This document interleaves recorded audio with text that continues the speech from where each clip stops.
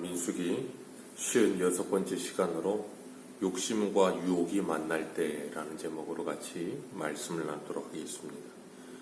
오늘 본문은 유혹에 빠진 이스라엘 백성들의 실패에 대해서 말씀하고 계십니다.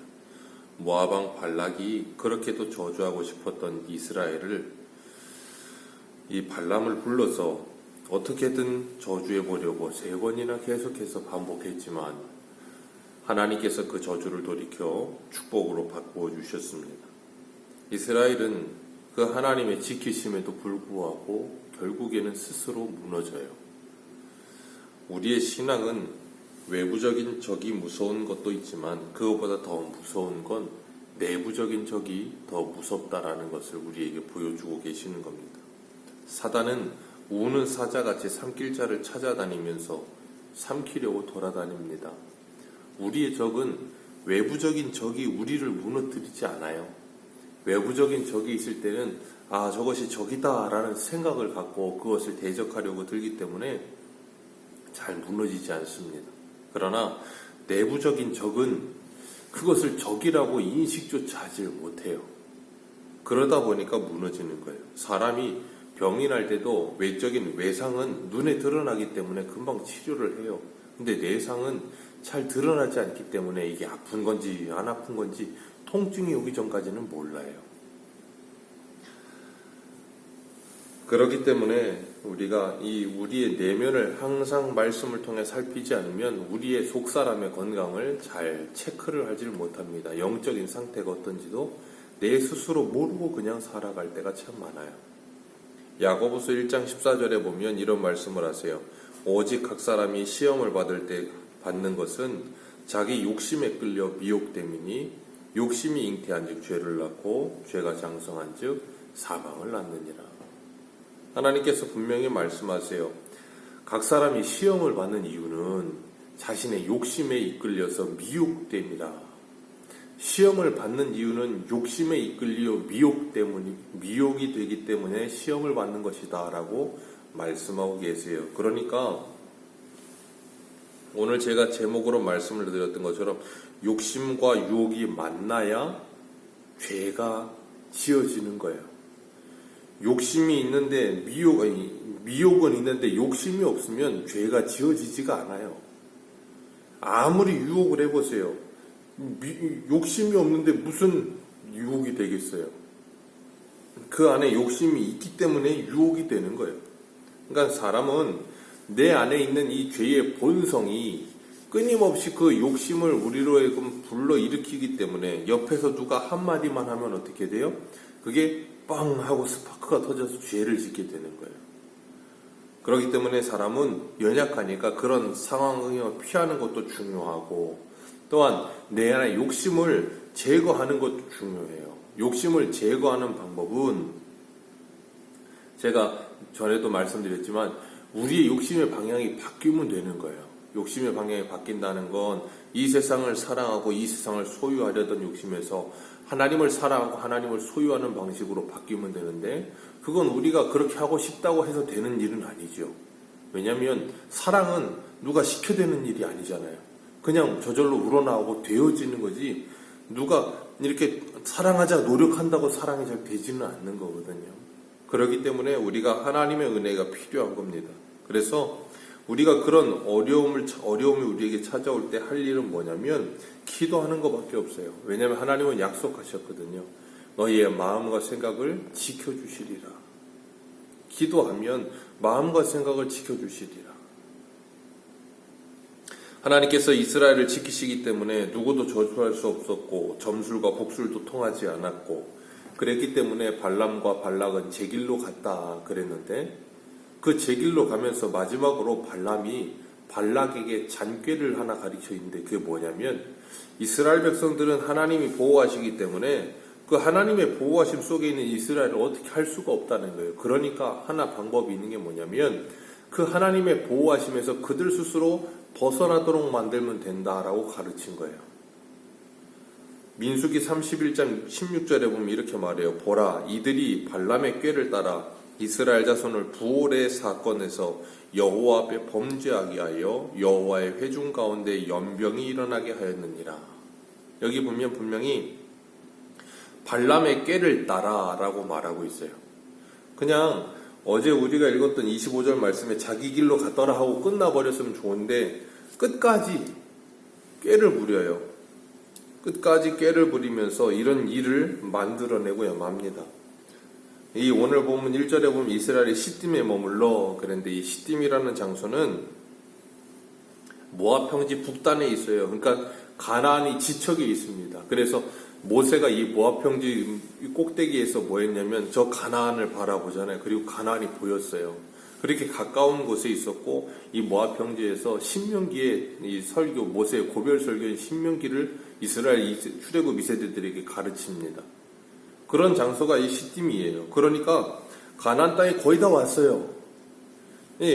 거의 다 와 있는 상태. 이제 조금만 가면 돼요. 그런데 그 조금을 못 가고 뭐 하냐면 또 무너지는 거예요. 우리들도 그렇거든요. 그 조금만 참으면, 그 조금만 있으면 되는 일인데 그 조금을 참지 못해서, 그래서 우리가 항상 범죄하거나 항상 죄를 짓거나 어떤 관계가 무너질 때 보면 그 잠깐을 참지 못해서 그것 때문에 사람들이 뭐 하는가 하면 후회를 많이 해요. 아, 그래, 내가 그때 그냥 참을걸. 아, 그거 잠깐 그 순간을 참지 못해서 또 그냥. 그런 마음을 많이 갖게 되거든요. 왜냐면 우리가 보면 그 순간 그때만 참으면 별일이 아닌 일인데. 그래서 이 심리학자들은 그래요. 화를 다스리는 건 그 1분, 2분, 그 순간적인 화 때문에 문제가 일어나는 거지. 그 1, 2분만 참으면. 그래서 우리 옛날 조상들이 참 지혜로운 게 참으린을 3번 쓰면 이 살인도 면한다 그러잖아요. 왜 그런가 하면 그때 그 참으린 한 번으로 쓰려면 한 1, 2분은 가거든요. 3번 쓰려면. 그러니까 그 정도면 사람의 순간적인 욱하는 화가 다스려진다는 거예요.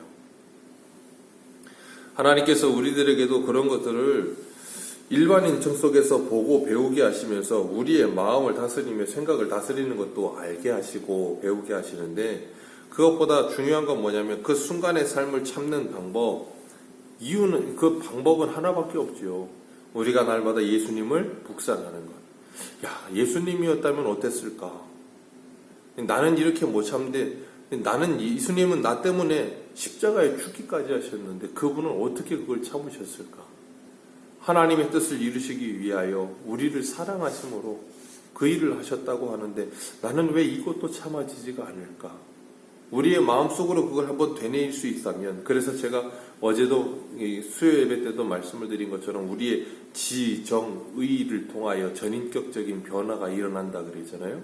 내 감정이 요동치고 그래도 지적으로 이 하나님의 말씀을 붙들고 컨트롤하기 위해 몸부림을 치는 그런 신앙의 훈련이 우리에게는 필요합니다. 우리가 이 광야 40년 동안 이스라엘 백성들이 텐트 치고 살았다는 걸 잘 알아요. 광야 40년 동안 텐트를 치고 살았었기 때문에 이 모래바람을 맞고 살았고, 그러니까 이스라엘 여인들도 항상 그 광야 속에 모래바람 속에 살았을 것 아닙니까? 그런데 여기 보면 1절 말씀 우리 같이 한번 읽겠습니다. 시작.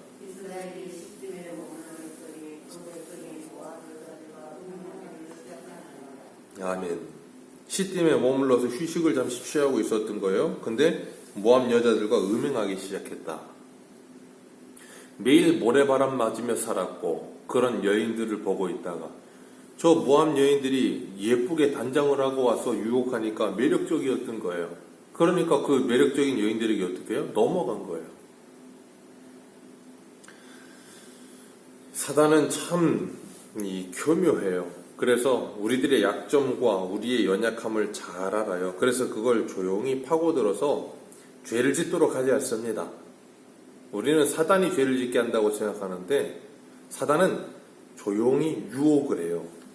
사단이 우리 속에다가 유혹의 말을 한마디 탁 던지면 마치 물에다가 돌을 던지면 그 나비 효과라고 하죠. 돌을 던지면 이게 파장이 쫙쫙쫙 생겨서 점점 커지잖아요. 파장이. 그런 것처럼 사단은 우리에게 어떤 유혹이 될 만한 말을 한마디 탁 던진다던가 아니면 어떤 장면과 상황을 탁 던진다던가 그러고 가요.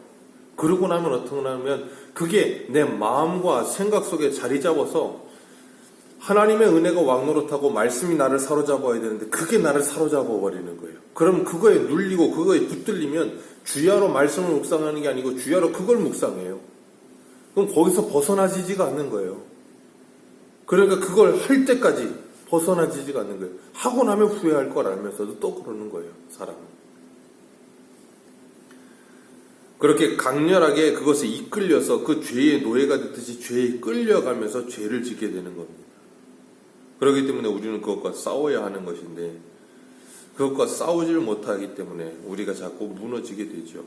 이스라엘은 이 진 속에 살았어요. 하나님께서 민수기에서 말씀을 하셨지만 한가운데 여호와의 법궤와 제사장들이 있고 사방으로 세 지파씩 나누어서 12지파가 사방으로 서 있고 그들은 장막을 칠 때도 성막, 회막을 중심으로 해서 안쪽으로 이 자기들 텐트를 치고 입구를 안쪽으로 놔서 집에서 자고 나올 때도 가장 먼저 회막이 보이게끔 만들어 놨거든요. 그런데 그렇게 회막을 중심으로 삥 둘러서 살았고 진에는 항상 경계병들이 있었고 그러니까 이 모압 여인들이 진 안으로 들어온 일은 그렇게 쉽지가 않아요. 그러니까 어떻게 하냐면 진 끝에 그 경계 끝에 쪽에서 이 여인들이 뭐하겠어? 유혹하는 거죠.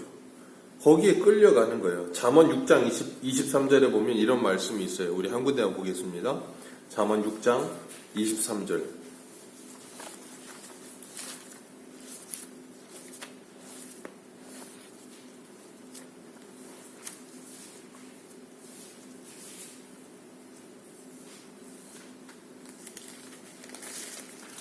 잠언 6장 23절, 23절에서 26절 같이 보겠습니다. 시작. 대저 명령은 등불이요, 법은 빛이요, 훈계의 책망은 곧 생명의 길이라. 이것이 너를 지켜 악한 여인에게 이방 여인의 혀로 호리는 말에 빠지지 않게 하리라.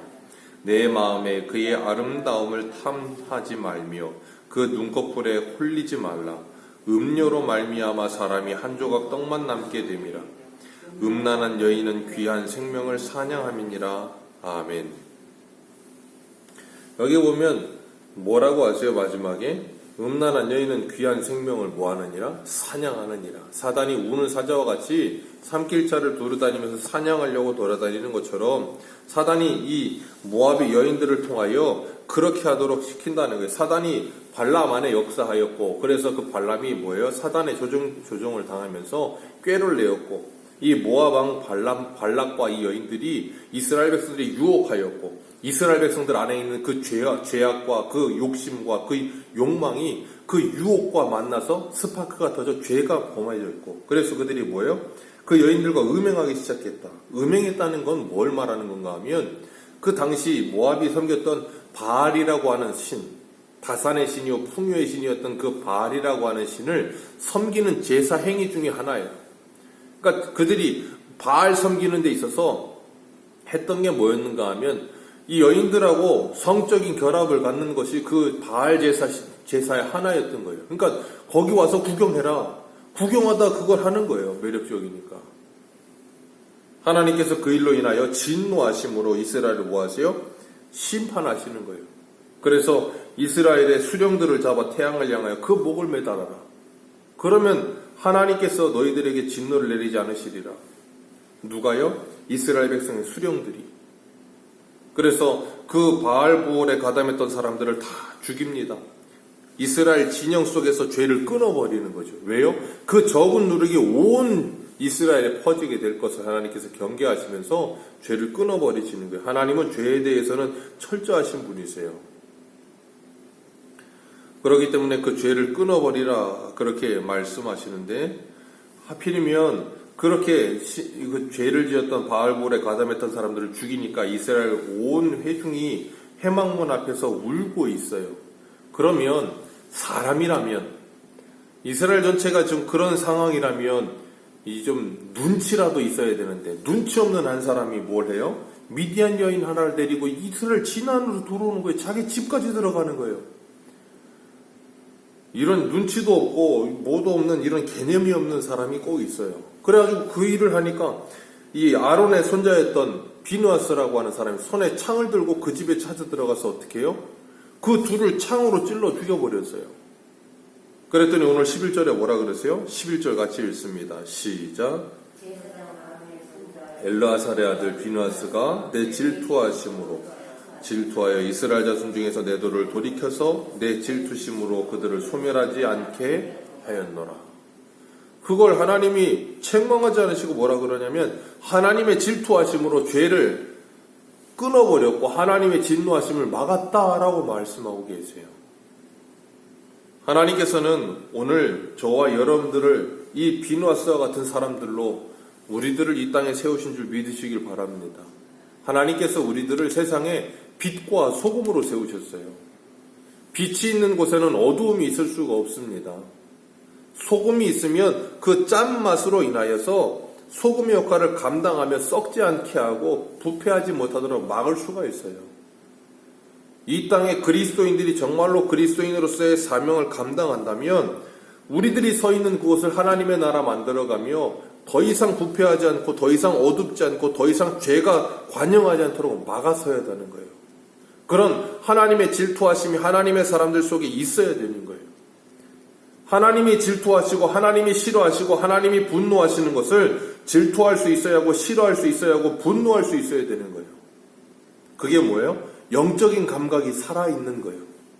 죄 속에 있는 사람들은 에베소의 말씀처럼 죄에 대하여 무감각하여. 왜요? 죽어 있으니까 영적으로.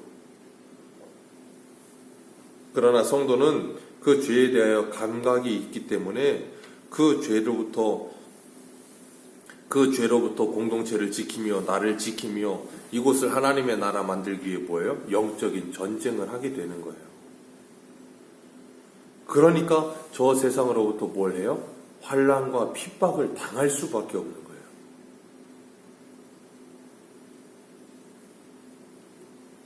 그건 우리가 이 세상을 살면서 누구든 그래요. 이 어두움 속에 그건 영적인 세계뿐 아니라 이 세상에서 일반 이치 속에서도 보면 누구나가 다 자기가 좋아하는 것들을 한다고요. 각자의 소견에 오른 대로 자기의 길을 가요. 그런데 그 자기의 길을 갈 때 보면 그게 옳은 길이 아니라는 걸 알 때는 뭐 하냐면 그걸 막아서요.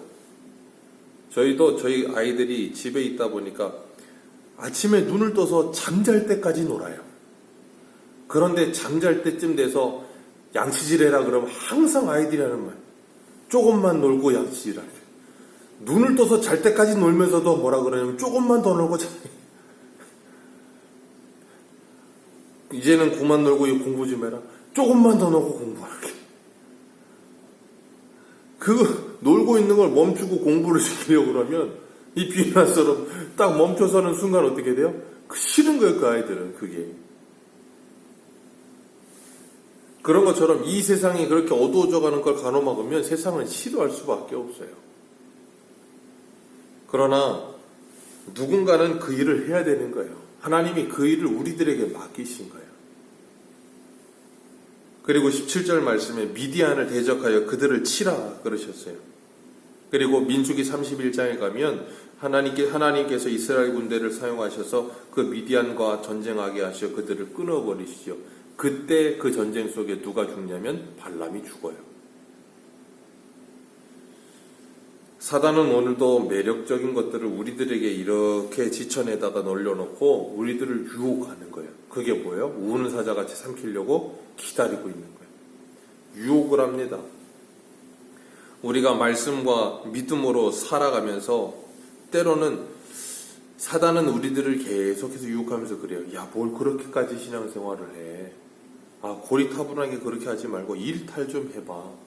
한번 편안하게 살아봐. 그러면서 우리들을 자꾸 뭐예요? 하나님이 정해놓으신 그 경계에서 빠져나가게 만들어요. 우리를 자꾸. 요즘 같은 시대에 얼마나 그러기가 좋은 시대입니까? 코로나 시대에 비대면으로 예배를 드립니다. 제가 늘 말씀드리지만 대면으로 예배를 드리든 비대면으로 예배를 드리든 그건 중요하지 않아요. 우리의 마음과 자세와 믿음이 중요해요. 대면으로 예배를 드려도 여기 와서 몸은 앉아 있어도 생각이 저 세상에 가 있는 사람들이 얼마나 많은지 몰라요.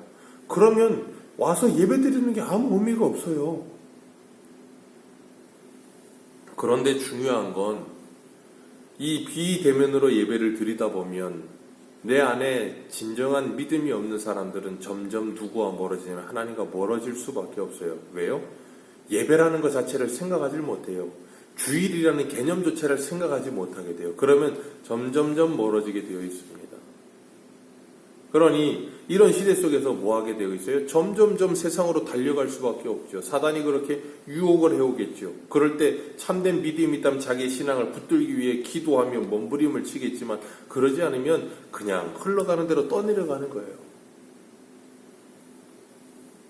그래서 우리에게 필요한 게 뭐냐면 신앙의 동지예요. 전도서의 말씀처럼 믿음의 삼겹줄을 가지게 되면 쉬 끊어지지 않는다 그러셨거든요. 우리가 잊지 말아야 될 것, 하나님의 말씀 밖은 위험합니다. 하나님의 말씀 밖은 언제든 위험해요. 고린도전서 4장에 말씀하시는 것처럼 기록된 말씀 밖으로 넘어가지 말라 그렇게 말씀하시거든요. 왜냐하면 그 말씀의 경계를 넘어서는 순간 유혹을 받게 되어 있고 무너지게 되어 있어요. 이스라엘 백성들이 40년 동안 광야 생활하면서 힘들었는데 이 매력적인 여인들과 함께 그 우상 숭배하며 만나만 먹고 맨날 그래서 불평하면서 이 하찮은 음식 외에는 없냐 그러고 있는데 우상 제사 드리면서 그냥 얼마나 맛있는 것들 많았겠어요. 그거 먹으면서 어떻겠어요? 신세계가 열리는 거예요. 그러니까 완전 난리가 나는 거죠. 지금이 딱 그럴 시기예요. 이런 시대 속에서 이런 시간 속에서 우리들을 지킬 수 있는 방법은 우리가 하나님의 말씀 안에 있는 것 외에는 없어요. 기도 안에 있는 것 외에는 없어요. 하나님께서 우리를 그렇게 지키시고 우리를 보호하세요. 그리고 우리들을 사용하셔서 이 어지러운 시대 속에서 그리로 그냥 도살장에 끌려가는 소와 같이 끌려가오는 그들을 뭐예요? 가로막게 하시는 거예요. 비누와 썰 같이 더 이상 나가지 못하도록 경계를 다시 세우는 일을 시키시는 거예요. 오늘도 우리가 믿음으로 깨어 내 가정을, 내 자신을, 내 교회와 이 나라를 하나님의 나라 만들기 위해 다시금 영적인 경계를 세울 수 있는 아름다운 하나님의 사람들로 서시기를 주님의 이름으로 축복합니다. 기도하겠습니다.